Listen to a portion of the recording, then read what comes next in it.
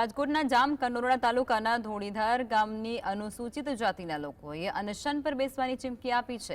સંસદ સભ્યની ગ્રાન્ટમાંથી 2014માં ધોળીધાર મુકામે બાબા સાહેબ આંબેડકર ભવન બનાવવાના માટે 5 લાખની ગ્રાન્ટ મંજૂર કરાઈ હતી અને આ મામલે પ્લોટ મંજૂર કરવામાં આવે અને ત્યારબાદ ઘણો સમય થવા છતાં પણ ગામના 5 જેટલા લોકો આ ભવનનું કાર્ય ન થાય તેવા પ્રયત્નો કરવામાં આવતા હોવાના આક્ષેપ સાથે અરજી આપવામાં આવી છે, જેમાં આ ગામના સરપંચ તેમના હોદ્દાનો ઉપયોગ કરતા હોવાનો પણ અરજીમાં ઉલ્લેખ થયો છે।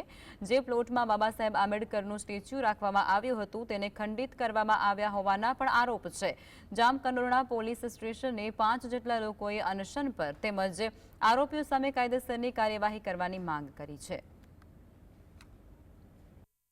15 વર્ષ વયા ગયા, અત્યારે એ લોકોએ જે કોઈ જમીન અમારી મળેલ હતી 7-8 નંબરનો પ્લોટ, એની માટે એ લોકો રાધા રમણ એટલે કે રાધે કૃષ્ણનું મંદિર બનાવવા જતા હતા। ત્યાંથી અમે એને રોક્યા અને એની માટે અમે આંબેડકર ભવનનું જે સ્ટેચ્યુ મેલેલ હતું એ સ્ટેચ્યુ પણ એ લોકોએ 5 જણાએ ખંડિત કરેલ છે।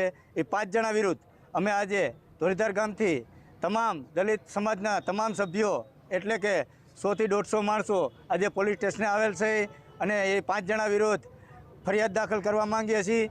તો અમારી ફરિયાદ પોલીસ સ્ટેશનમાં કોઈ લેવા માંગતા નથી। જો આ ફરિયાદ લેવા નહીં માંગે તો અમે ઉગ્ર આંદોલન